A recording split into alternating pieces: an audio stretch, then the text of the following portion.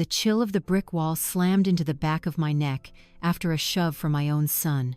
As I quietly packed 66 years of my life into an old suitcase, my daughter-in-law's voice drifted in from the garden, bright and cheerful. She was inviting friends over for a weekend party to celebrate the freedom they'd just won. "Hello, friends. My name is Susan Miller. I'm a 66-year-old woman from a quiet suburb of Denver, Colorado.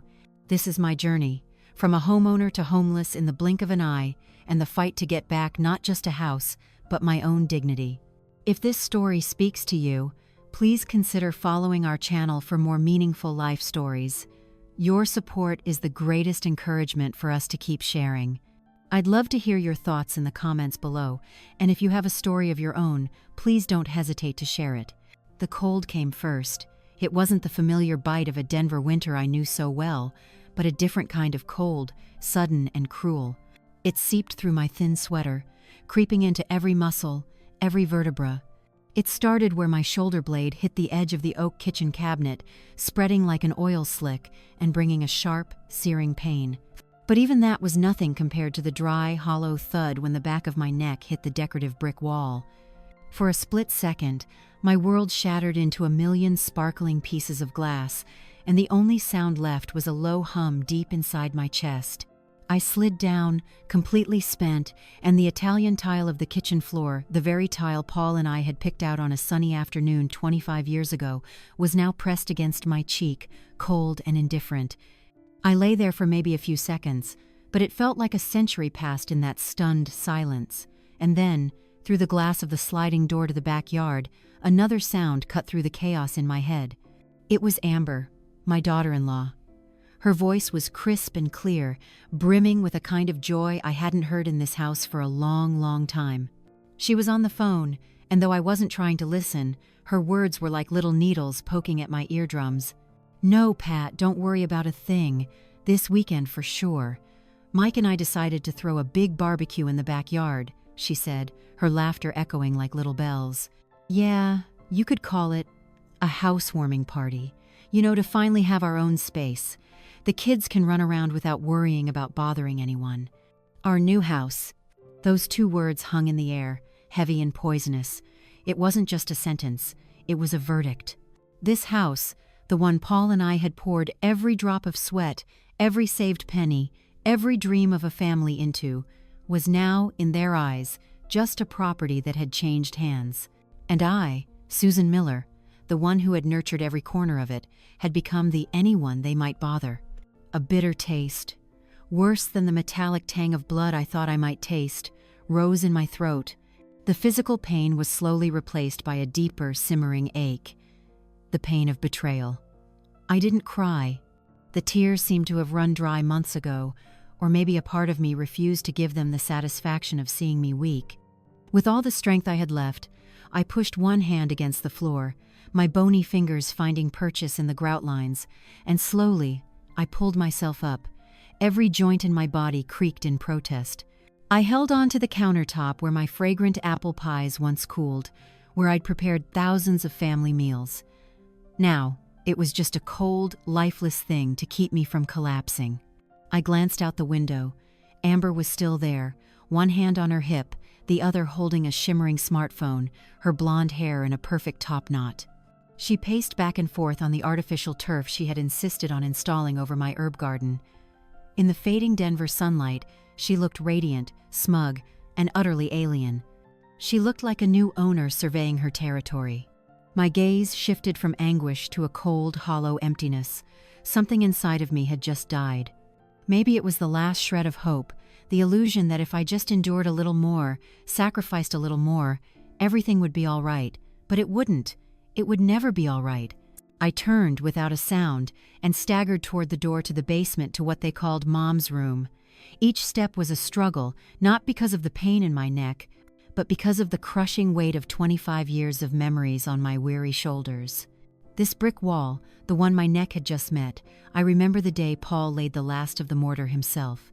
He wasn't a professional mason, he was a mechanical engineer, but he had the hands of an artist and the heart of a nest builder.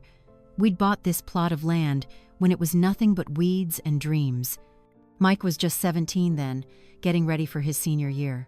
Paul had unrolled a detailed blueprint on the floor of our cramped little rental apartment and said, "Sue, this is where we'll grow old together. Every weekend, every evening after work, we'd drive out here.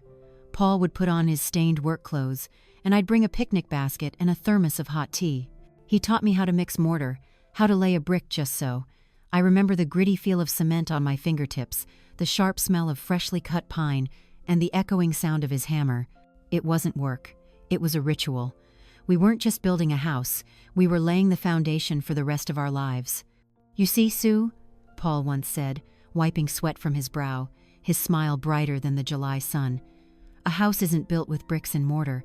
It's built with laughter, arguments over paint colors, and the scraped knees of future grandkids. It's a living thing." And I believed him. I planted my first herb garden before the plaster was even dry, the scent of rosemary and mint mingling with the smell of new paint. I chose every doorknob, every window curtain.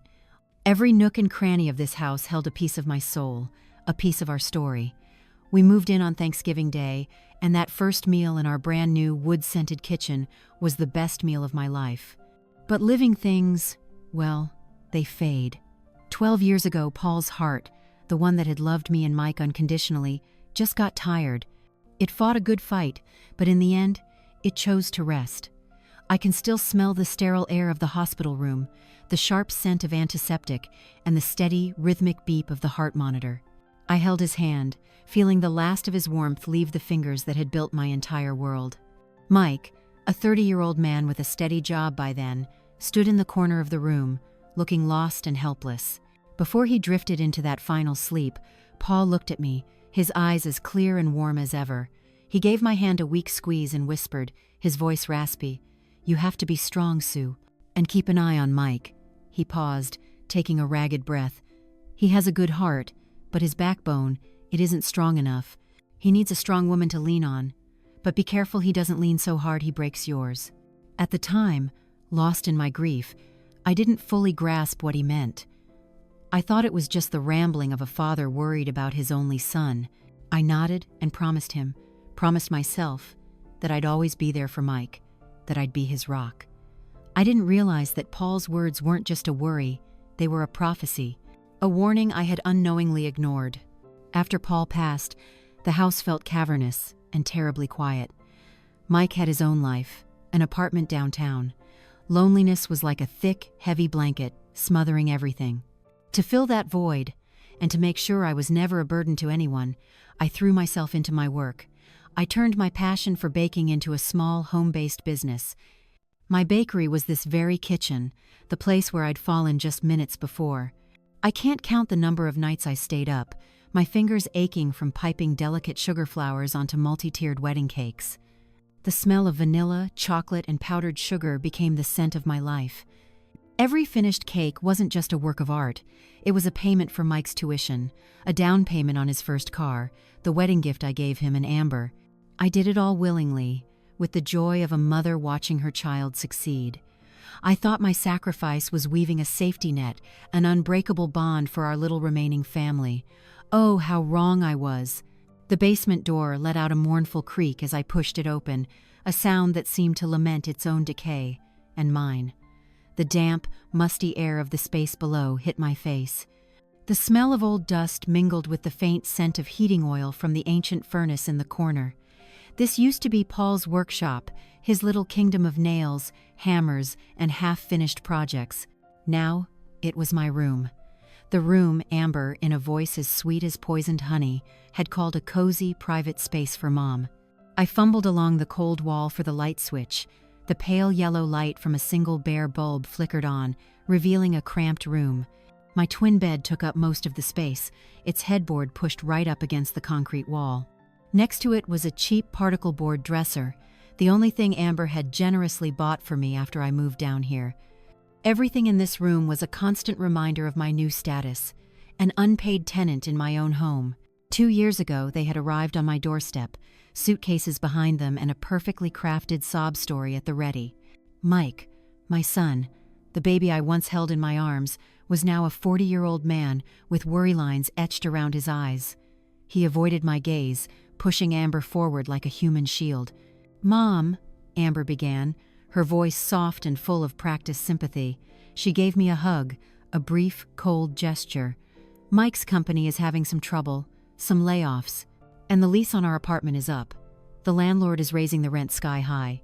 She took my hand, her big eyes welling up with perfectly timed tears. We have nowhere to go. Mom, just for a few months.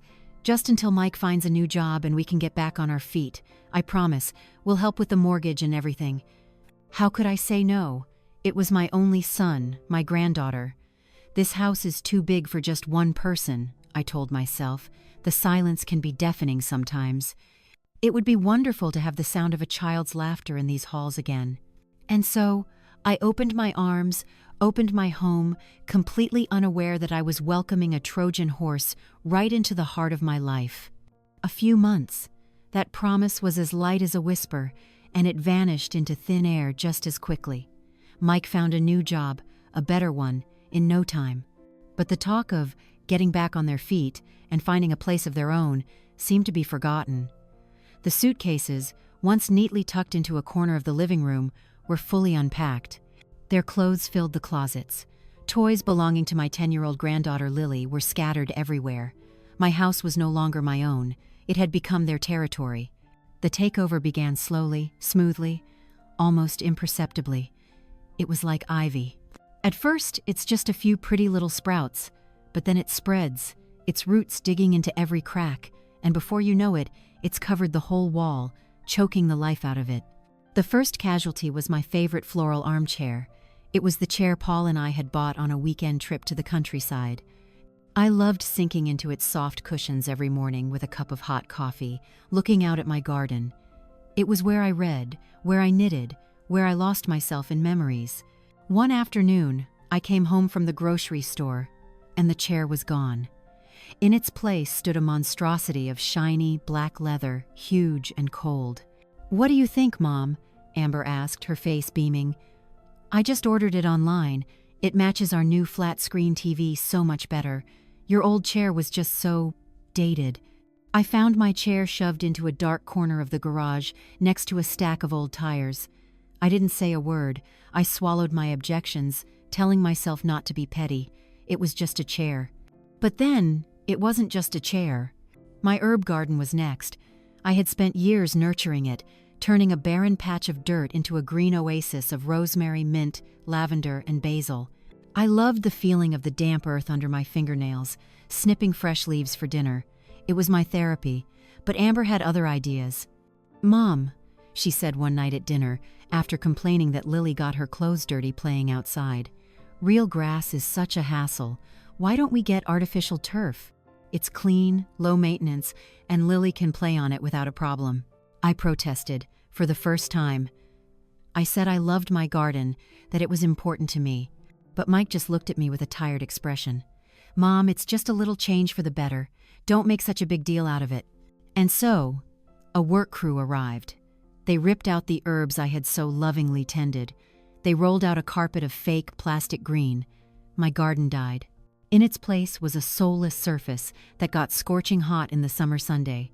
Sometimes, I could still smell the faint odor of plastic in the air, the scent of loss. The invasion continued, piece by piece. The watercolor landscapes I'd hung in the living room were replaced with meaningless abstract posters. The porcelain tea set my mother had left me was packed away in storage, making way for a giant coffee machine that buzzed and gurgled all day. My kitchen, my domain, was now occupied by Amber. She bought expensive gadgets I never used and rearranged everything to her liking, making it so I'd sometimes spend half an hour just trying to find a spoon. And then, a year ago, came the final blow. I remember that afternoon so clearly.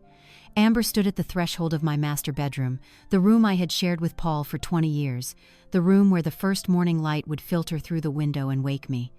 She didn't come in, just stood there, arms crossed, her eyes scanning the room with a critical air. "Mom," she started in that same syrupy sweet voice. "This room is so spacious. Isn't it a bit of a waste for just one person?" A cold sense of dread washed over me. I knew what was coming. "You see," she continued, "our room is getting so cramped, and Lily's things are just taking over. She's going to need a bigger bed soon." She paused, looking me straight in the eye. What if you moved down to the basement room? We'll fix it up real nice and cozy for you, I promise. I mean, you're all alone, you don't need much space. There are 3 of us.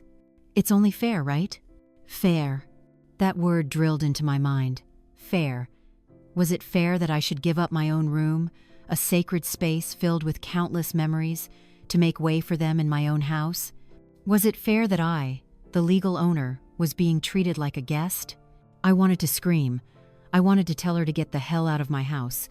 But when I looked over at Mike, standing right behind his wife, I saw his head was bowed, his eyes fixed on the floor. His silence was crueler than any words. He agreed. My son agreed to banish his own mother to the basement. And once again, I stayed silent. I nodded. I packed up my own room. I wrapped the photos of Paul and me. I folded my clothes. I took down the curtains I had sewn myself. Mike helped me by carrying the heavy dresser down the stairs. "Thanks, Mom," he mumbled, still not looking at me. "You're really helping us out." I hadn't even finished moving my things out before Amber began her renovations. She tore down the floral wallpaper I loved, replacing it with a coat of cold gray paint. She hung new, heavy, dark curtains. Within hours, every trace of me, every echo of Paul had been erased. And so I began my life down here, in what I called the dark box. The room was so small the bed and dresser took up all the space. There were no windows, just a tiny ventilation slit high on the wall. Every night I could hear the old furnace rumble to life, and the steady drip, drip, drip of water from some unknown pipe. I told myself it was temporary, that soon they'd leave, and I'd have my space back. Life in the basement was a bitter lesson in making myself small. I learned to walk softly so as not to disturb the family upstairs. I learned to eat my dinners alone under the pale yellow light of the single bulb, listening to the sounds of their lives, the laughter, the TV, the bustling activity drifting down through the floorboards. Sometimes I felt like a ghost, an invisible presence in my own home. My granddaughter, Lily, was my only ray of light. She would sneak down to visit me sometimes, bringing a storybook or a picture she'd drawn. She'd curl up next to me on the little bed, and for those brief moments, I felt like a grandmother again, a part of the family. But those visits grew less and less frequent. I could hear Amber calling her upstairs, her voice sharp. "Lily, get up here now. Let your grandmother rest. She's old." Slowly, even Lily began to keep her distance. She'd look at me with a mixture of pity and fear, as if I were something fragile and forbidden. Children have an incredible sensitivity. They can feel the tension in the air, read the things left unsaid. And Lily knew that being near me made her mother unhappy. The emotional isolation was only half the nightmare. The other half, crueler and more tangible, started showing up in my mailbox. It began with the utility bills. Electricity, water, gas, they all skyrocketed. Amber had a habit of leaving lights on in every room, even during the day. She'd soak in a hot bath for hours, and the washer and dryer seemed to be running constantly. When I gently brought it up, Mike just waved it away. "Don't worry, Mom, we'll cover half." But that half never came. Whenever I showed him the bill, he always had an excuse. "Things are a little tight this month, Mom. I just had to pay the car insurance." Or, "How about I pay you back for both next month?" Next month became the month after that, and in the end, I was the one pulling from my savings my retirement money to pay for it all. I didn't want to start a fight. I was still clinging to the fragile hope that my silence would buy me peace, but my silence only fed their greed. Amber began upgrading the house, a project I hadn't asked for and certainly couldn't afford. One afternoon, I came home from an errand to find a gleaming stainless steel double-door refrigerator standing in my kitchen. My old one, a perfectly good appliance that Paul had bought, was gone. "Isn't it great?" Amber gushed. "The old one was so dinky. This one even has an automatic ice maker." A few weeks later, it was a new dishwasher. Then a new living room sofa. Amber shopped nonstop, turning my home into a showroom for slick, impersonal things. I didn't know where the money was coming from until a man in a home improvement company uniform knocked on my door one day. He handed me an invoice for nearly $5,000 for remodeling the master bathroom. "The lady of the house said you'd be taking care of this," he said, gesturing toward Amber. I was speechless. I had never agreed to this. When I confronted Amber, she looked at me like I was a fool. Of course you're paying for it. It's your house. We're increasing its value for you. You should be thanking us. That's when the harsh reality hit me. They didn't just see me as a tenant. They saw me as a gold mine, an endless source of funding for their lifestyle. I tried to talk to Mike, holding on to a sliver of hope that my son would see reason. I showed him the invoices, pointed out that my savings were dwindling.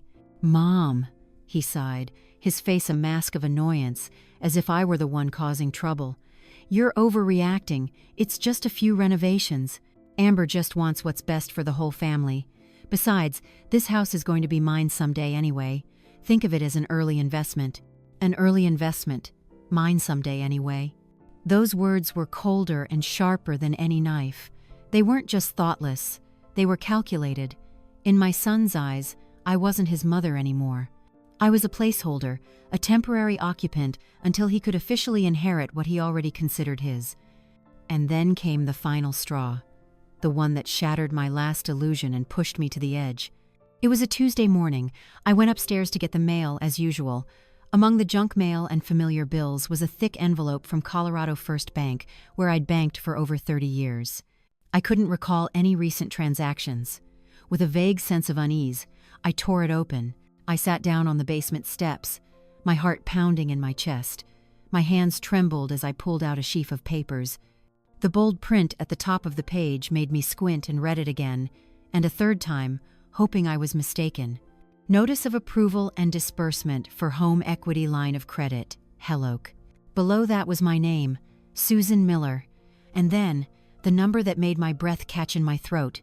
Current balance, $15,000. $15,000. A wave of dizziness washed over me. The air grew thick, and I couldn't breathe. I had never taken out a loan that large in my entire life. I read every word, over and over, trying to find a mistake, a typo, anything, but there was none. There was even my signature on the final page, a signature that looked very much like mine, but I knew for a fact it wasn't. It was too perfect, too fluid, lacking the slight tremor of a 66-year-old woman's hand. I don't remember how I got upstairs to the kitchen. I just know I was standing there, the crumpled papers in my fist, and a cold rage, something I had never felt before, was rising from the pit of my stomach. Mike and Amber were at the kitchen table, sipping coffee and scrolling through their phones, as if it were just another ordinary morning. "What is this loan?" My voice came out as a hoarse, unfamiliar croak. Mike looked up, his discomfort obvious. He glanced at Amber before answering. "Oh, that, Mom," he stammered.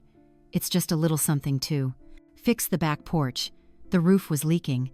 $15,000? I nearly shouted, holding up the papers. "To fix a porch? And why is my signature on this? I never signed anything." This time, Amber was the one who spoke. She slammed her phone down on the table and crossed her arms, her voice dripping with defiance and contempt. "Oh, come on, Susan. It was an investment in our future," she said, emphasizing each word. "This house is going to be ours anyway. You should be lucky we're improving its value. Or would you rather it just fell apart?" I stared at her, then turned to my son, searching for some defense, some protest, any sign that he was still the boy I had raised. But all I got was his silence and his averted gaze. "You forged my signature," I said, my voice trembling with a mix of fury and pain. "You stole my identity. That's illegal." "Stop being so dramatic." Mike suddenly shot up, slamming his hand on the table. "I'm your son. We're family. Everything I'm doing is for this house, for all of our futures." And right then, my last illusion shattered into dust. Family. The word sounded so hollow, so fake. This wasn't a family. This was a parasitic relationship, and I was the host being drained dry. The argument escalated. I lost my composure. I let out all the frustrations I had bottled up for so long. About the armchair, the garden, the bills, the disrespect. And they, instead of showing any remorse, turned on me. They called me selfish, a difficult old woman, a burden. And then, in a fit of uncontrolled anger, as I tried to snatch the papers back from his hand, Mike pushed me. A hard, decisive shove. My world tilted. And that's when, in that horrible moment, as I fell to the floor, I heard Amber's laughter from the backyard. The sound of her celebrating a victory she thought she had already won. The fall had stunned me, but it was also like a slap in the face, knocking the fog of resignation and false hope out of me. As I stumbled down the stairs to the basement, it wasn't as a wounded mother running away.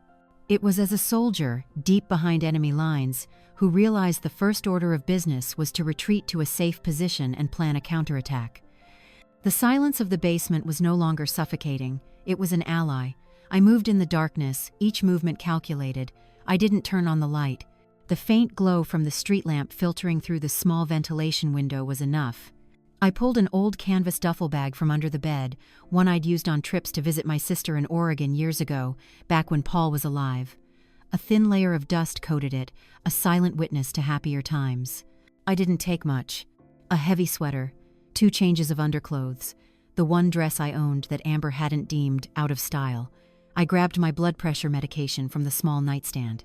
My hand brushed against the only photo in the room. It was Paul and me, on our 25th wedding anniversary. He had his arm around me, his smile lighting up the world. I pressed the photo to my chest, feeling the cool glass and the familiar warmth of the memory. He never would have let this happen. The thought didn't bring sadness, it brought strength. I carefully wrapped the photo in the sweater and placed it in the bag. Finally, I picked up the crumpled papers from the bed, the notice for the $15,000 loan. This wasn't just proof of their deceit, this was my weapon. I folded it and tucked it into an inside pocket. I zipped the bag, the sound of the metal teeth grated in the stillness. I held my breath, listening, but from upstairs there was only the distant sound of music and chatter. Their party hadn't started yet, but the celebration was already underway. I slung the bag over my shoulder. Before leaving, I stood for one last second in the dark room. This wasn't an escape, it was a strategic retreat. I will be back. The vow was silent, but it echoed in every cell of my body. I slipped out through the basement's separate entrance, a door that led directly to the side of the house. The chilly Denver night air hit my cheeks, clearing my head. The street where I had lived for nearly half my life, where I knew every crack in the sidewalk, every tree, suddenly felt alien and menacing. Every weak porch light felt like a prying eye. I pulled my collar up, kept my head down, and walked quickly, my shadow long and distorted under the streetlights. I didn't dare look back at my house. I was afraid if I did, my resolve would falter. Patricia Pat Henderson's house was just 3 doors down. Pat wasn't just a neighbor, she was my best friend, the sister I never had. We had watched our children grow up together, shared chicken soup when we were sick, and cried together at Paul's funeral. Pat was a strong, no-nonsense woman, a retired head nurse. She didn't have my soft edges, but she had a heart of gold and a spine of steel. I stood on her doorstep, my hand raised but hesitating. To knock on this door meant admitting my failure, exposing my family's shame. But then the image of Amber's smug smile and Mike's averted eyes flashed in my mind. I took a deep breath and knocked 3 sharp raps. A few seconds later, the porch light flicked on. The door opened. Pat stood there in a flannel nightgown and a wool robe, her gray hair in a neat bun. She squinted at me, and then her eyes landed on the bag on my shoulder and the bruise that was already starting to form on my cheek. "Good heavens, Sue!" she exclaimed, her voice not surprised, but filled with a kind of weary expectation. She didn't ask another question. She just opened her arms wide, pulled me inside, and shut the door firmly behind me, as if to block out all the ugliness of the world. Pat's house was the complete opposite of mine. It was cozy and smelled of cinnamon and old books. A small fire crackled in the fireplace. She led me to a soft corduroy sofa, pushed me down gently, and draped a woolen blanket over my legs. "You sit right there," she commanded softly. "I'm making tea." When she returned with 2 steaming mugs of chamomile, I was still sitting motionless, staring into the flames. She handed me a mug, her warm fingers wrapping around my icy ones. The heat from the cup spread through my hands, but it couldn't touch the chill in my soul. "All right, Sue," she said, sitting next to me. "Tell me, what did that boy of yours do now?" And so, it all came pouring out, not in a coherent story, but in a messy jumble of broken sentences, choked sobs, and the tears I could no longer hold back. I told her about the slow takeover, the armchair, the garden. I told her about the bills, the financial abuse, the cruel words. And finally, my voice broke completely as I told her about the $15,000 loan and the shove in the kitchen. Pat just listened in silence. She didn't interrupt, didn't judge. She just sat there, giving my hand a reassuring squeeze from time to time, her eyes growing dark with anger. When I finished, exhausted and empty, she set her mug down. "I knew it," she said, her voice low and hard. "I've seen the way that Amber Girl looks at you, like you're a piece of old furniture that needs to be hauled away. And Mike, he's a coward, Sue. He's letting his wife lead him around by the nose, letting her treat his own mother like this." She got up and paced in front of the fireplace. "You can't go back there, not like this." That night, I lay in Pat's guest bed. The room smelled of lavender and clean linens, but I couldn't sleep. Every time I closed my eyes, I saw Mike's face, not the angry one as he pushed me, but the face of a 7-year-old boy, proudly showing me a kite he'd made. I heard Amber's brittle laughter drilling into my head, and then Paul's warm voice echoed, his warning from all those years ago now painfully clear. His backbone isn't strong enough. The initial rage began to cool, replaced by a cold determination. I couldn't just run away. Running meant admitting defeat, handing them the victory. That house was mine. It was built with my love and sacrifice, and Paul's. I couldn't let it fall into the hands of people who didn't deserve it. But to fight, I needed ammunition. I needed proof. The next morning, as the first rays of sun peeked through the blinds, I had made my decision. I sat up, feeling a new energy I hadn't felt in a long time. When Pat woke up and found me fully dressed, sitting in her kitchen, she was surprised. "Where are you going so early?" "I have to go back," I said, my voice firm. "I need the deed to the house and all my bank records." Pat looked at me, worried. "By yourself?" "No, that's not safe." "Not right now," I explained. "We'll wait until Mike and Amber leave for work and Lily is at school. I just need a few minutes inside. Pat, I need those papers. They're the only proof I have that the house is mine." Pat looked deep into my eyes. She saw the change. This was no longer the weak, submissive Susan. She nodded. "All right, I'm going with you." We sat in Pat's car, parked down the street, and we waited.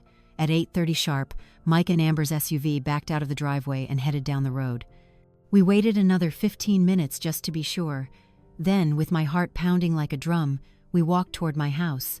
Putting my spare key in the lock, I felt like a thief breaking into my own life. The door swung open. The house was eerily silent. The smell of coffee and toast still hung in the air. On the kitchen table, their breakfast dishes were left unwashed, a scene of such jarring normalcy. "Hurry, Sue," Pat whispered, standing guard at the door. I went straight to the basement. I knew exactly where I kept the important documents. In a corner, behind the furnace, was an old metal filing cabinet Paul had bought at an auction. It wasn't locked. It was just where we stored things we rarely needed. I pulled open the creaking door. The smell of old paper and dust filled my nostrils. Inside were stacks of cardboard boxes, old bills, tax records from the 80s, old photo albums. I started digging systematically. My hands brushed over yellowed papers, memories of a time gone by. Finally, in the very bottom box, I found it, a blue file folder with house deed and documents written on the tab. I clutched it to my chest. Here it was, my proof of ownership. As I was pulling my hand out, my fingers brushed against something else. A cedar box, its surface smooth and cool. I froze. I recognized it instantly. It was the box where Paul kept his most treasured mementos. His father's watch, letters from when we were dating, and a few other odds and ends. I hadn't opened it since the day he died. A powerful urge came over me. I don't know why, but I felt I had to take it with me. I grabbed the folder and the wooden box and hurried upstairs. "Find it?" Pat asked, her voice tense. "I found it," I replied. "Let's go." We left the house as quietly as we had entered. It was only when we were safely in Pat's car and driving away that I could finally breathe a sigh of relief. Back at Pat's house, I placed the folder and the cedar box on the coffee table. I opened the folder first, carefully examining the deed. My name and Paul Miller's were still there, clear and undeniable. A wave of relief washed over me. Then, I turned my attention to the wooden box. My hand trembled slightly as I unlatched the small brass clasp. The lid opened, and the familiar scent of cedar and memories rushed out, so strong it made my eyes water. The smell of Paul, the smell of safety and love. Inside, resting on top next to the old pocket watch, was a neatly stapled set of documents. It looked like a legal paper. Clipped to it was a cream-colored envelope, yellowed with age. On it, in Paul's familiar, sloping handwriting, were the words, "To Susan, my partner in life." My heart stopped. Pat, sensing the gravity of the moment, sat down quietly beside me. I carefully opened the envelope. Inside was a handwritten note. I took a deep breath and began to read. It was as if Paul's voice was whispering in my ear, warm and steady. "My dearest Susan, if you are reading this, then I am probably no longer there to protect you and our son. I know you love Mike unconditionally, but I also know that he is a kind man who lacks resolve. He is easily swayed, easily influenced by stronger personalities around him. I have always feared that one day, that weakness of his might hurt you. So, before I left, I asked our lawyer, Mr. Albright, to add a special provision to my will. Think of it as my final shield for you, a bit of protection from the great beyond. I hope you never have to use it, but if you do, know that I did this out of my boundless love for you. Be happy, Sue. I am always with you. Love forever, Paul." Tears began to stream down my cheeks. These weren't tears of grief, but of gratitude and an overwhelming love. He had known. He had seen his son so clearly, and he had found a way to protect me even after he was gone. My hands shaking, I picked up the legal documents. It was a copy of his will. One page was marked with a small paperclip. I turned to it. A paragraph was carefully underlined in blue ink. I squinted to read the words, my heart hammering against my ribs. Article 4B. The residence at 123 Oak Street, Denver, Colorado, shall be under the full and sole ownership and discretion of Mrs. Susan Miller. In the event that the son, Michael Miller, engages in any act, directly or indirectly, that results in a financial encumbrance, including but not limited to mortgages or lines of credit, upon this property, without the express written consent of Mrs. Susan Miller, or causes emotional distress compelling Mrs. Susan Miller to vacate the residence, he shall be divested of all inheritance rights to the aforementioned property. The full value of the home, upon Mrs. Miller's passing, shall be donated to the Children's Hospital Colorado. I read the clause again, and a third time. The room seemed to spin. Pat leaned over my shoulder to read it, and she let out a low whistle of astonishment. I was stunned. An incredible feeling washed over me. It wasn't just relief. It was a revelation. Paul, my practical, far-sighted husband, had left me more than just memories. He had left me a weapon. A perfect trap, laid with love and understanding, and Mike and Amber, in their blind greed, had walked right into it. I dropped my head to the table, buried my face in my hands, and I wept. A solemn silence settled over Pat's living room, broken only by the crackling of the fire and the rustle of the will as I smoothed it out on the table. The tears had stopped. In their place, a steady warmth, something I hadn't felt since Paul passed, spread from my chest. It wasn't the warmth of the fire, it was the warmth of a love that had outlasted death, of an invisible protection that had been there all along, quietly waiting. The chill of betrayal was pushed back, making way for a startling clarity. All the chaotic pieces in my mind suddenly clicked into place. I wasn't alone in this fight. I never had been. Pat was the first to break the silence. She placed a hand on my shoulder, a gentle squeeze that was both comforting and firm. "So," she said, her voice low and resolute, "what's our next move, Sue?" Her question pulled me out of my reverie. "Next move?" I repeated, the words feeling foreign. For the last 2 years, my life had no next. It was just an endless cycle of endurance, of getting through the day. But now, for the first time in a long, long time, a path had opened up before me. "I need a lawyer," I said, surprised at the certainty in my own voice. "I need someone who can confirm this will is legally sound and tell me what to do." "Mr. Albright, Paul's old lawyer," Pat suggested. "He's probably still practicing." "He retired a few years ago," I said, shaking my head. "But I'm sure his firm is still there. they can either help or recommend someone we can trust. Pat didn't hesitate. She grabbed her thick phone book, an old habit she clung to, and started looking. A few minutes later, she had the number for Albright, Vance and Associates.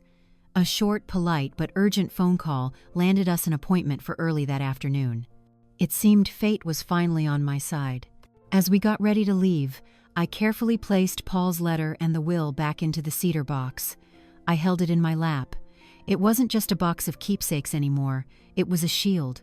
I looked at Pat, and for the first time in days, a real smile touched my lips. "Thank you, Pat, for everything."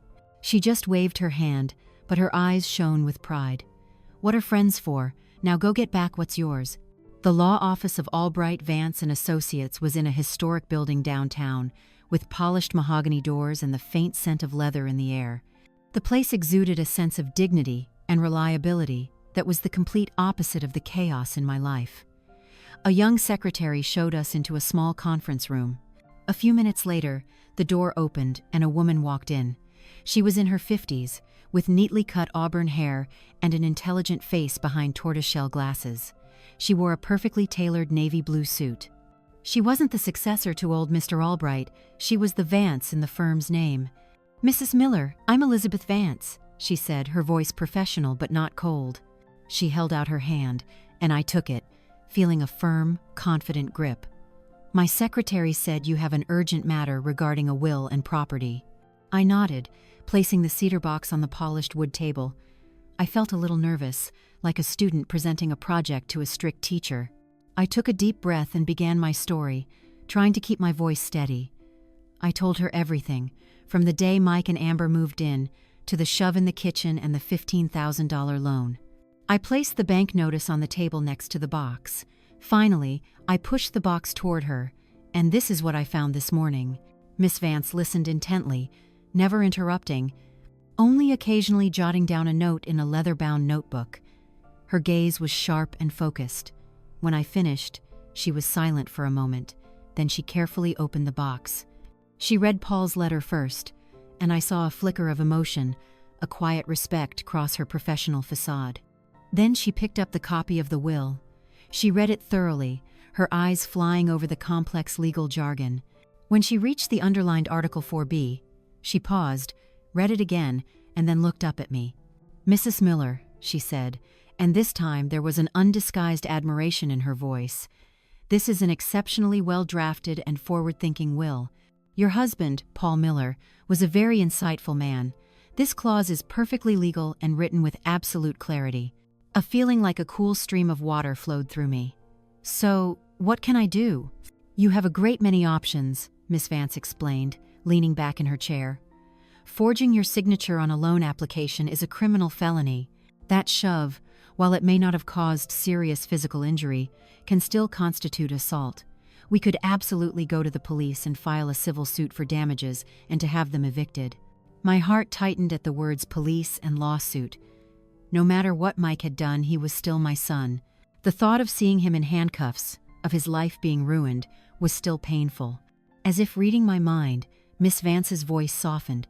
"However, there is another way, one that might resolve this more cleanly and with less irreparable damage.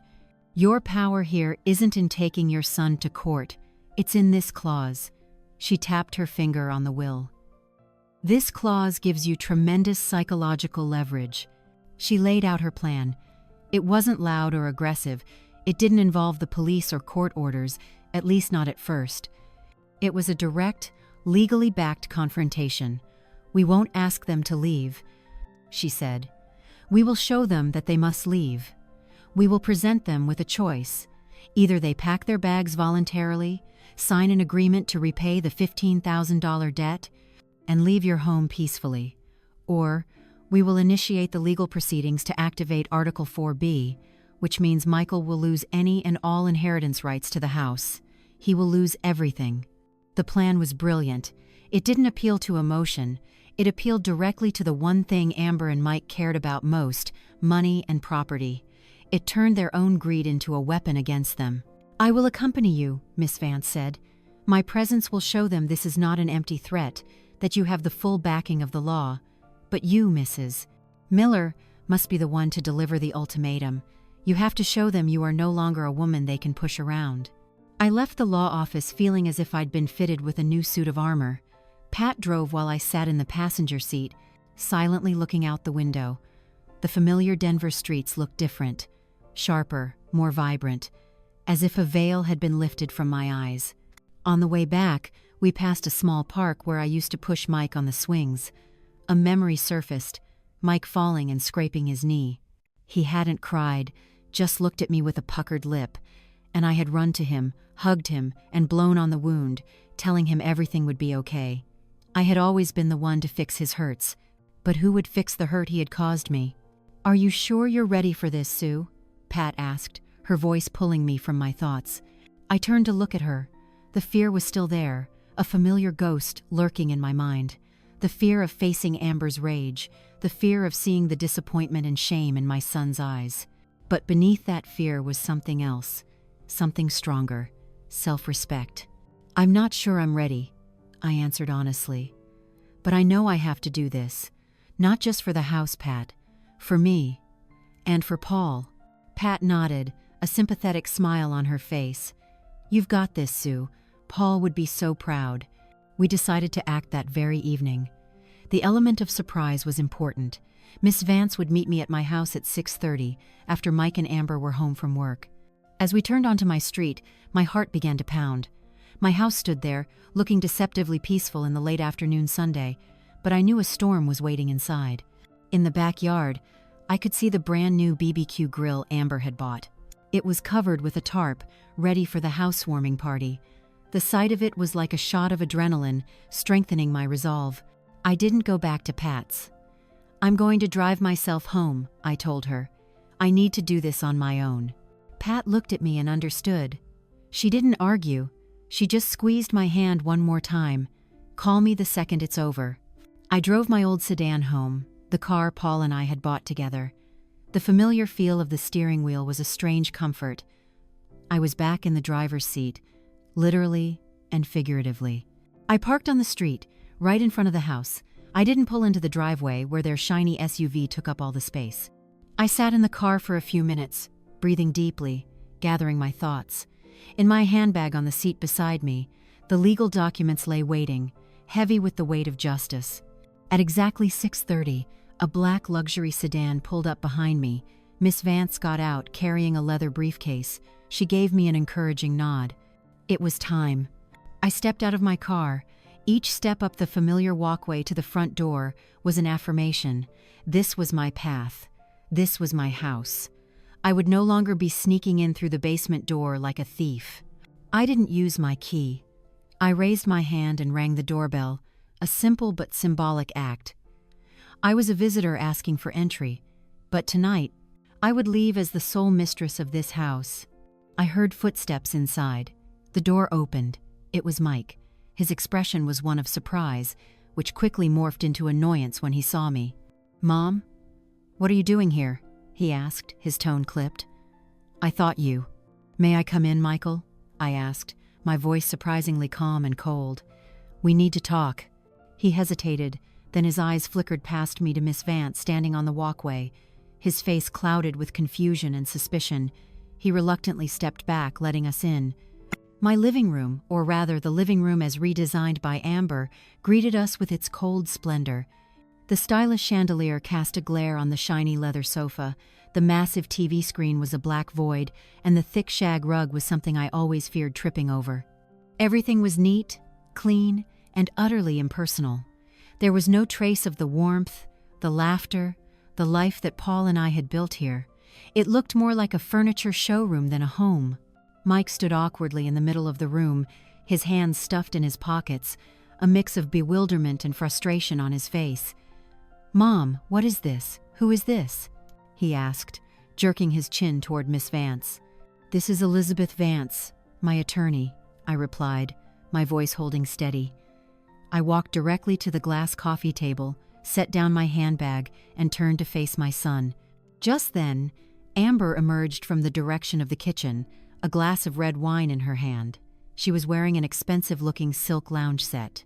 When she saw me and Miss Vance, the smile on her face froze, replaced by a look of wary hostility. "Susan, what are you doing here?" Her voice was as sharp as a razor. "I thought you'd—" She stopped, glancing at Mike, realizing she'd almost said too much. "You thought I'd run away?" I finished for her, a faint, bitter smile on my lips. "I did leave, but now I'm back, to discuss a few matters." I didn't wait for an invitation. I sat down in the leather armchair I despised, the one that had replaced my old friend. The small act was a claim of sovereignty. I decided who sat in this house. Miss Prodovan. Vance sat in the single chair opposite me, placing her briefcase formally on her lap. Mike and Amber exchanged a quick look, then they sat down together on the sofa across from us, keeping a safe distance, like two defendants awaiting their sentence. The air in the room grew thick and tense, the only sound the steady tick-tock of Paul's old grandfather clock, one of the few things Amber hadn't managed to get rid of. "So," Amber began, taking a sip of wine, trying to project an air of nonchalance. "What's so important you had to hire a lawyer, Susan? This month's electric bill?" I ignored her sarcasm. I looked directly at Mike, at the son I had given birth to and raised. "Michael," I began, using his full name, something I rarely did. "I want to talk about the $15,000 loan you took out in my name from Colorado First Bank." The color drained from Mike's face. He licked his lips, avoiding my eyes. "I already told you, Mom. It was just for home improvements. It was for everyone's benefit." "Everyone's benefit?" I repeated, a tremor entering my voice as anger surged. "Does that benefit include forging my signature? Does it include putting me into a debt I knew nothing about and can't possibly afford?" "It wasn't forged," Amber cut in, her voice shrill. "She agreed to it. She's just old and forgets things. Right, honey?" She nudged Mike, seeking backup. Mike just mumbled something unintelligible. It was then that Miss Vance spoke, her voice calm but authoritative, slicing through Amber's lie. "Mr. Miller, ma'am," she said, opening her briefcase and taking out a folder. "We have confirmation from the bank that the signature on the loan documents does not match Mrs. Miller's signature on file. Under Colorado state law, that is a Class 4 felony, punishable by up to 6 years in prison." Both Mike and Amber froze. The wine glass in Amber's hand trembled. "Furthermore," Miss Vance continued, her tone icy, "your actions yesterday, Mr. Miller, in shoving your mother, could be prosecuted as assault on an elderly person." "Who saw it? No one saw anything," Amber practically shrieked, her face a mask of panic. "She fell!" "My granddaughter Lily was there," I said softly, and my words landed like a hammer blow. "She saw everything." Silence descended on the room. This time it wasn't the silence of tension, but of fear. Amber's cool facade had completely crumbled, revealing raw panic.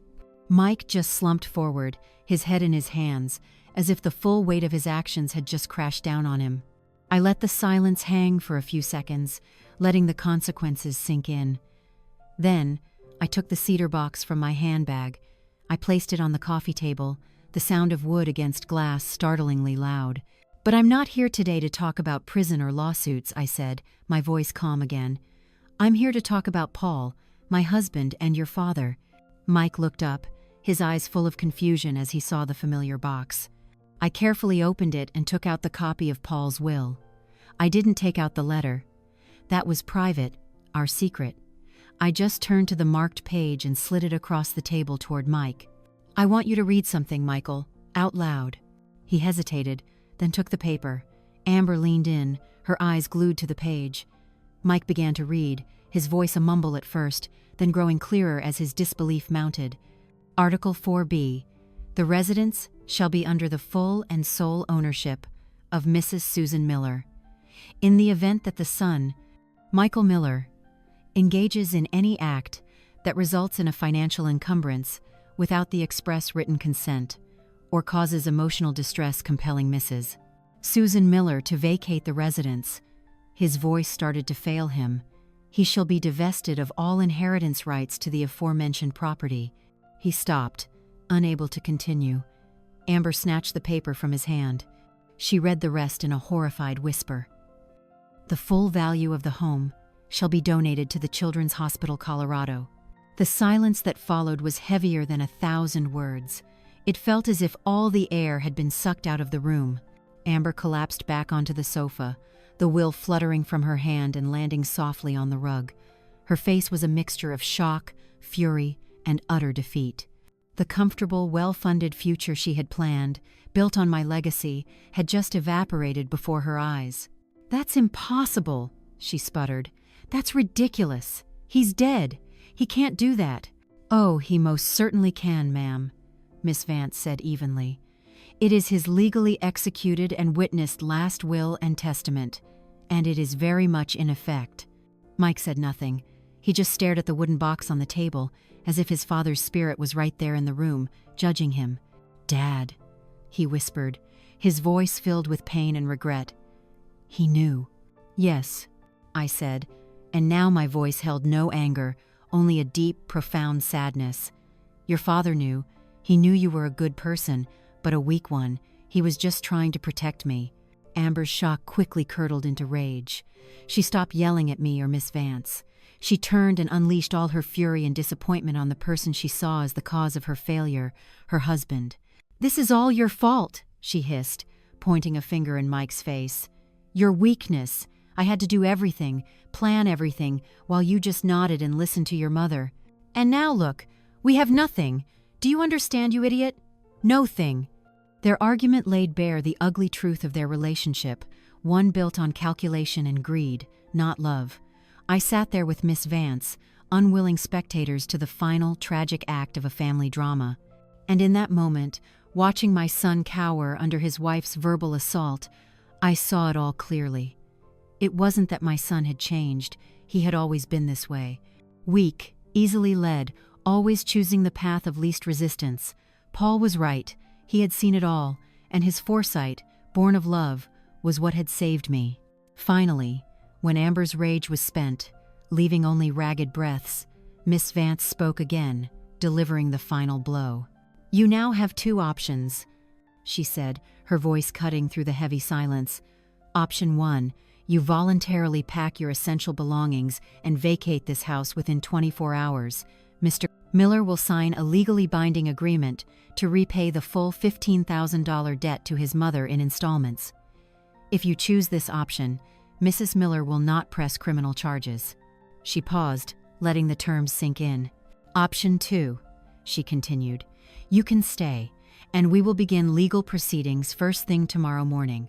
We will contact the police regarding the fraud and assault, and we will file a petition with the court to formally activate Article 4B of Mr. Miller's will. You will lose the house, and upon Mrs. Miller's passing, it will all go to the Children's Hospital. The choice is yours." Miss Vance's ultimatum hung in the air, final and absolute. There was no more shouting, no more protest, just a crushing silence, a silence of utter defeat so thick you could cut it with a knife. Paul's grandfather clock, a faithful relic, kept a steady rhythm, tick-tock, tick-tock, counting down the final seconds of a fallen empire. Each tick seemed to deepen the emptiness in the room. Mike was the first to break. He didn't look up, didn't offer one last defense. He just sat there on the expensive leather sofa, his broad shoulders slumped and small. All the fight seemed to have drained out of him. Finally, he gave a slow, lifeless nod. It wasn't a nod of agreement, but one of complete surrender, a silent admission to the undeniable weight of truth and consequence. Amber, after her explosive rage, now sat as still as a frozen statue. Her perfect makeup couldn't hide the vacant look in her eyes. She glanced around the living room, not with the sorrow of someone leaving a home, but with the cold calculation of an investor who had just lost a major deal. The game was over, and she had lost. Miss Vance, wasting no time, acted with cold, professional efficiency. She produced a prepared set of documents from her briefcase, each page crisp and sharp.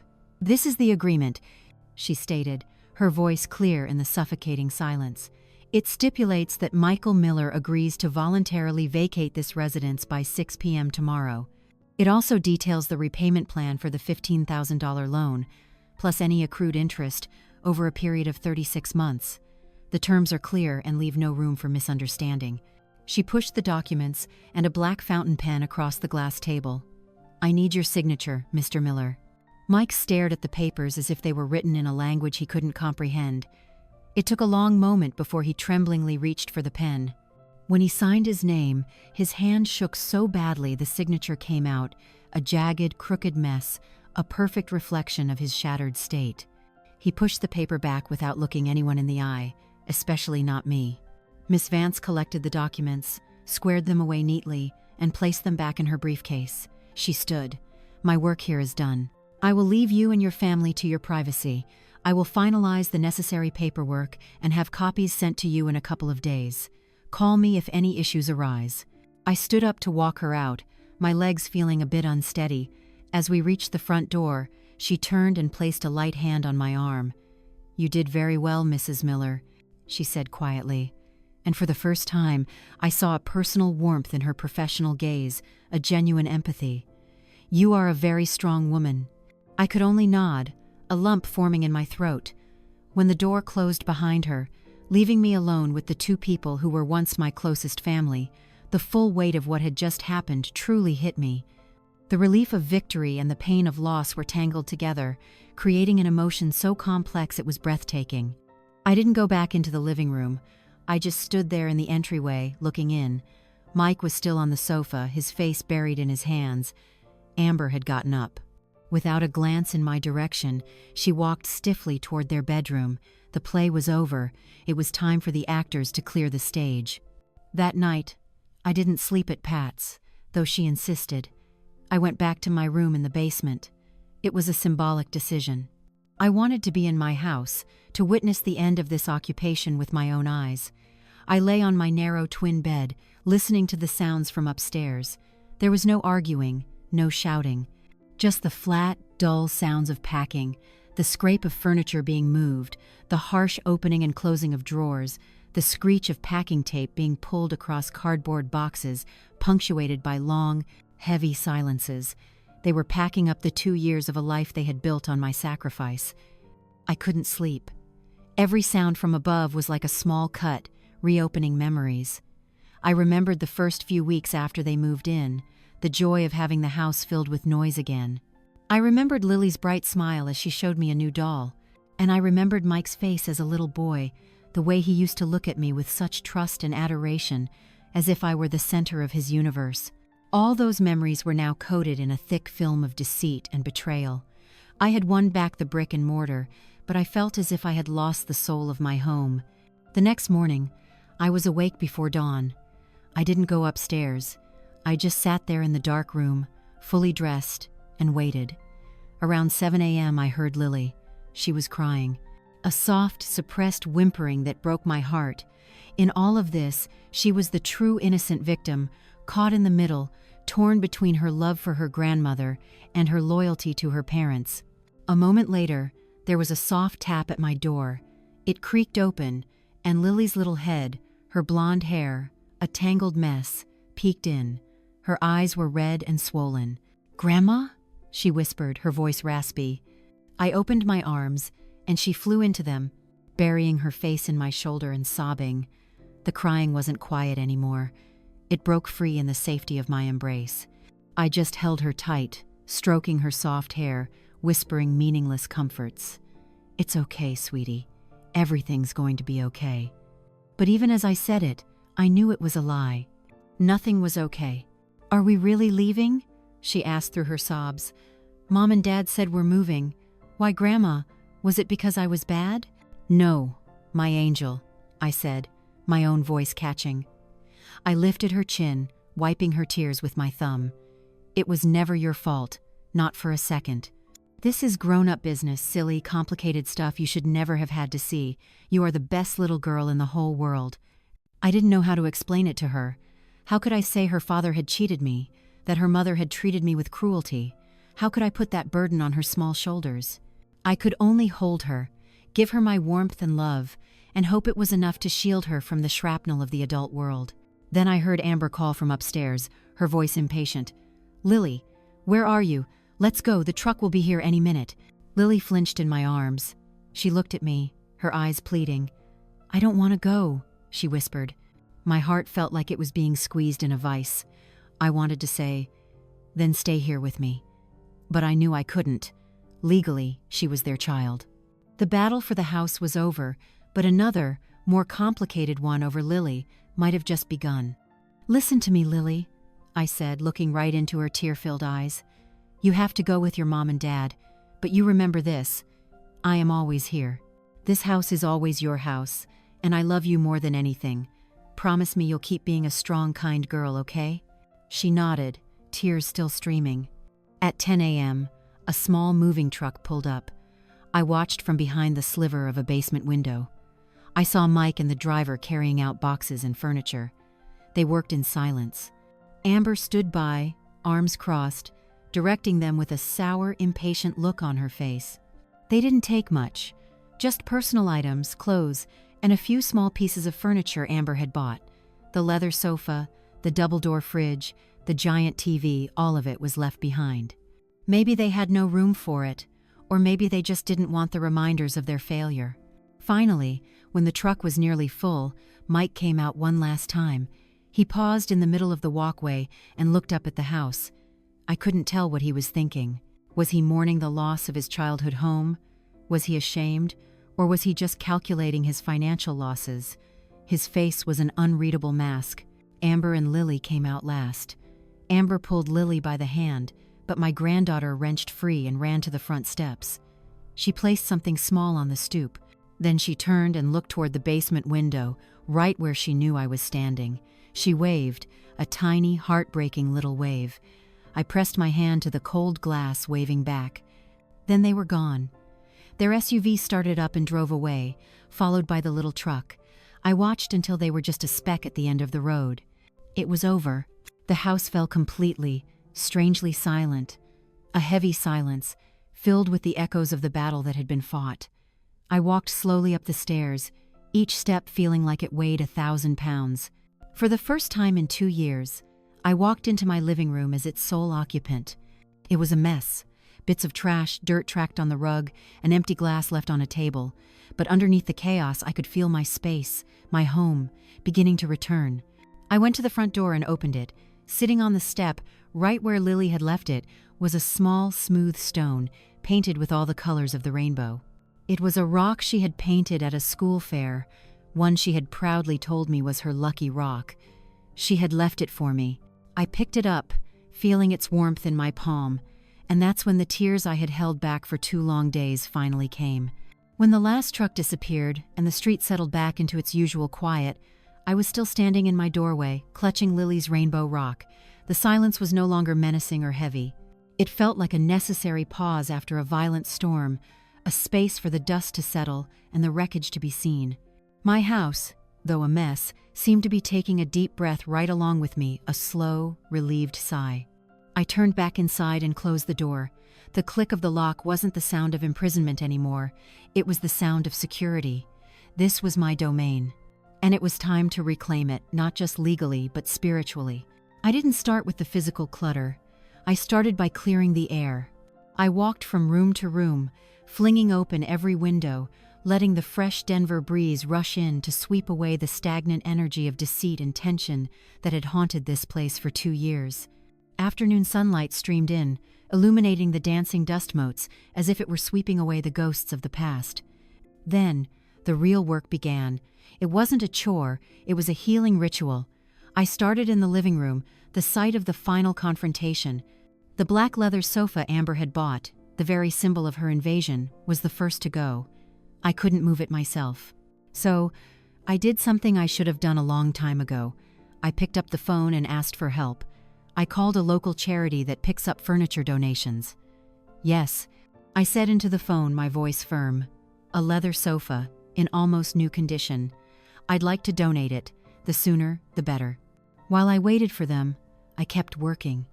I took down the meaningless abstract posters from the walls. Leaving behind clean, blank spaces, I cleared the glass coffee table, wiping away every unfamiliar fingerprint. I went into the garage, where my old friend, the floral armchair, was still waiting, covered in a thin film of dust.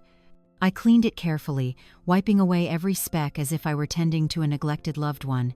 And then, with all my strength, I dragged it back to its rightful place by the big window overlooking the garden. When I sat down, sinking into its familiar embrace, I felt like I had finally come home from a long, exhausting journey.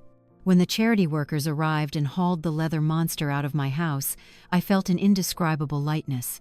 The space it left behind wasn't empty. It was full of potential, full of the promise of a new beginning. I spent the next week cleaning, organizing, and reclaiming every inch of my home. I washed all the curtains and tablecloths to get rid of the cloying scent of Amber's perfume. I rearranged the kitchen, putting my familiar pots and pans back in their proper places.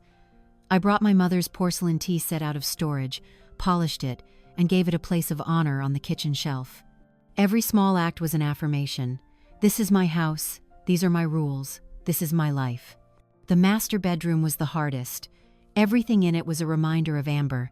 A few forgotten items of clothing still hung in the closet. The vanity was still littered with her makeup. I took a large trash bag and, without hesitation, swept everything into it. I wanted no trace of her.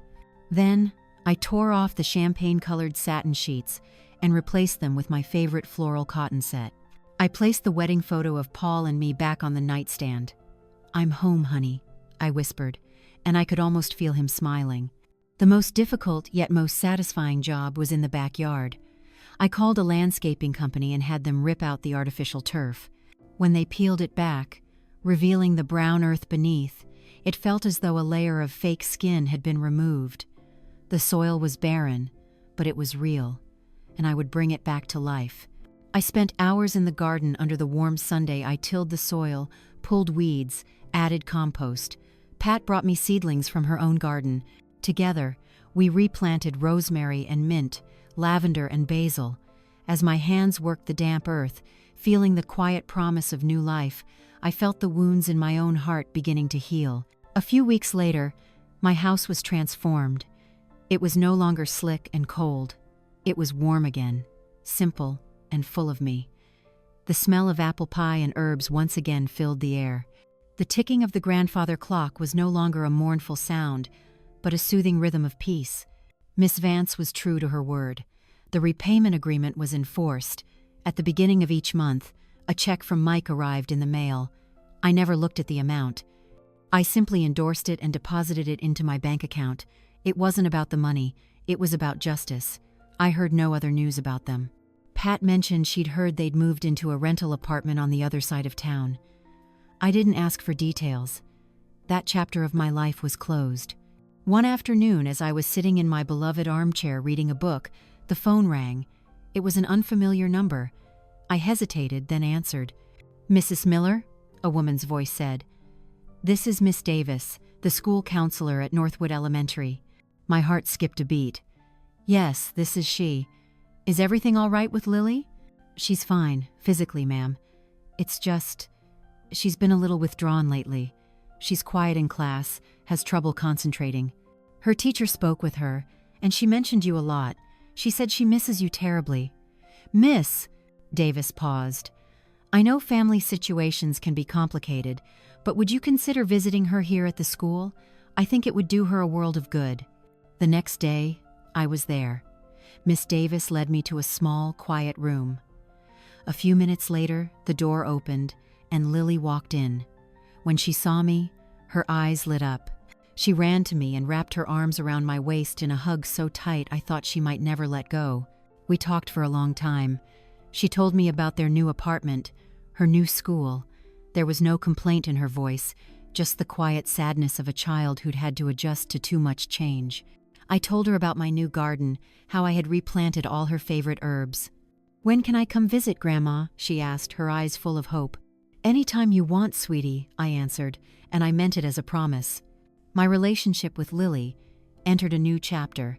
I was no longer the live-in grandmother. I became her safe harbor, her weekend destination. I'd pick her up from school on Fridays, and we would spend our time baking, tending the garden, and reading stories. In those moments, I wasn't a mother who had lost a son, and she wasn't a child from a broken home. We were simply a grandmother and her granddaughter, two souls tending to a garden of our own. One beautiful Sunday afternoon, months after everything had settled, I was in the backyard.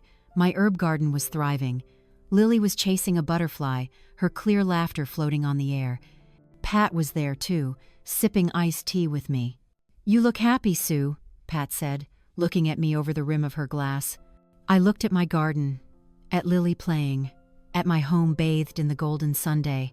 I thought about the journey I had taken, from the despair of the basement to the peace of this very moment. "I don't just look happy, Pat," I said, a true, unburdened smile spreading across my face. "I am happy." It was then I realized something. Paul had left me a house of bricks and mortar, but it was he, through his final lesson, who taught me that the strongest foundations aren't made of concrete. They're built with self-respect, with the courage to fight for what is yours, and with the strength to forgive not for the sake of those who wronged you, but for your own, so you can finally move on. And as Lily ran over, holding out a fragrant sprig of rosemary for me to smell, I knew I had found that foundation again. 3 years have passed since that little moving truck, carrying the broken pieces of my family, rolled down the street and disappeared. 3 years. It doesn't sound like a long time, but for me, it's been long enough for a garden to die and be reborn, long enough for the cracks in the walls to be painted over and the wounds in the heart to begin to scar. My life now has a different rhythm, a rhythm of intentional peace. I wake up with the sun, not the rumbling of a furnace.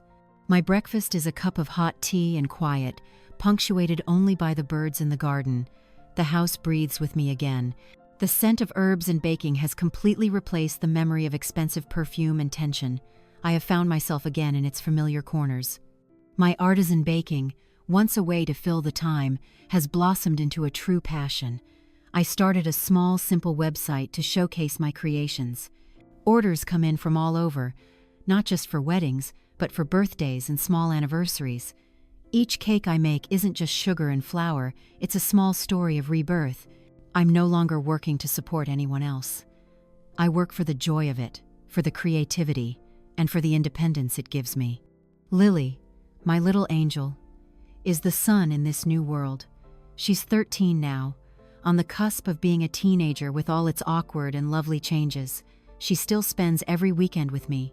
The house is once again filled with laughter, the pop music she loves, and small debates over whether we should add more chocolate chips to the cookie recipe. We are a team, a small family of 2 built on a foundation of honesty and unconditional love. I have never spoken ill of Mike or Amber in front of her.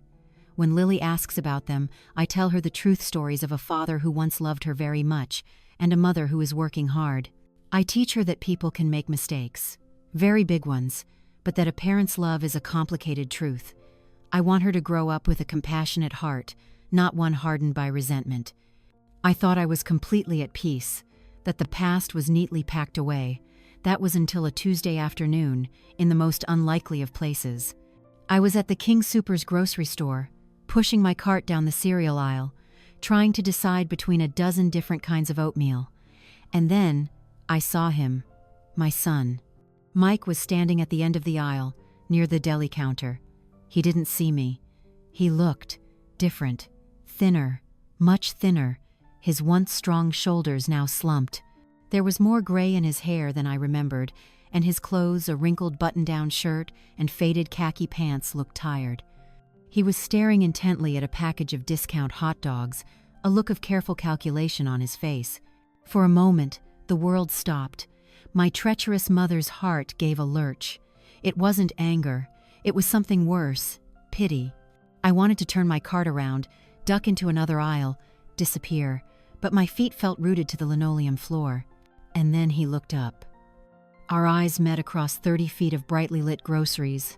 Shock registered on his face, followed by a flash of panic, and then a deep, profound shame.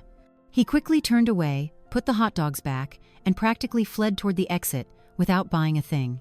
I stood there, my knuckles white on the handle of the cart, my heart hammering. The encounter lasted only a few seconds, without a single word, but it stirred up everything I had tried so hard to bury. I left the store, leaving my half-full cart behind. All the way home, I couldn't shake the image of my son, a middle-aged man who looked defeated and alone. That night, I couldn't sleep again. Sadness, an old, unwelcome friend, came and sat with me. I had won. I had gotten everything back.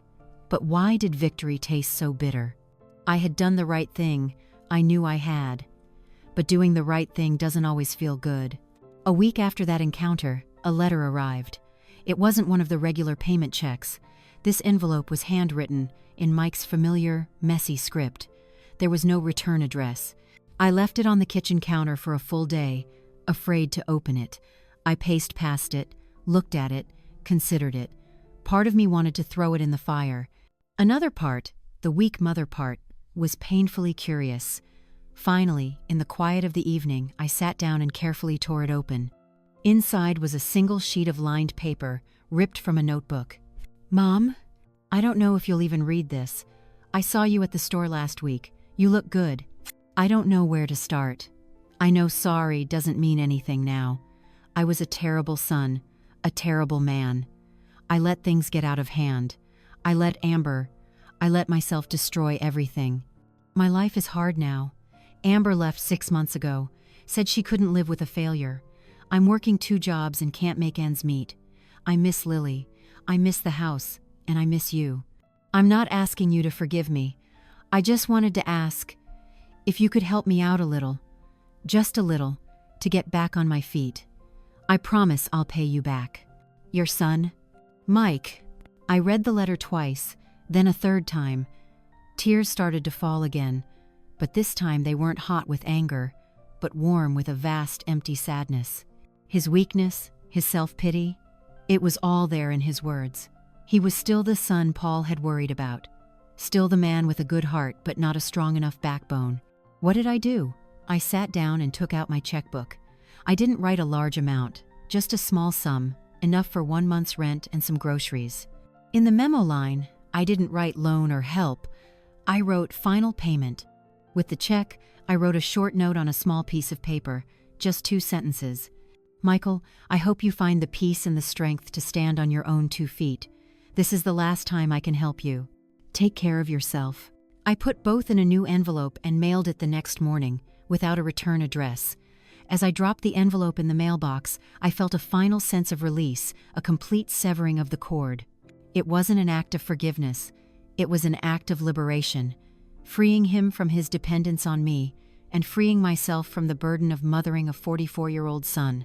I had given him life, I had given him an education, and now I was giving him one last gift, the responsibility for his own life. Since that day, I haven't received another letter. The debt repayment checks still arrive automatically from his bank. My life has returned to its peaceful rhythm, but something has changed. My peace is no longer fragile. It has been tested, and it is held. This afternoon, I'm in the garden with Lily. She's helping me pick ripe tomatoes. The sun is setting behind the Rocky Mountains, painting the sky in glorious shades of orange and purple. "Look, Grandma," Lily says, pointing at the sky. "It's so beautiful." I straighten up, wiping the dirt from my hands onto my apron, and I watch the sunset with my granddaughter. I take a deep breath of the clean air, filled with the smell of earth, of rosemary, and of a life I have cultivated with my own 2 hands. Paul gave me a house made of bricks and mortar. Life gave me a bitter lesson in betrayal. But I, with everything I had left, built something far more precious all by myself. A home, an unshakable peace. I look at Lily, her smile radiant in the twilight, and I know that my foundation is finally, truly solid. It's no longer built on the memory of a man who is gone, or on the fight against a son who lost his way. It's built on the present, on the love that is right here, and on the hope for a bright tomorrow. And for me, that is more than enough.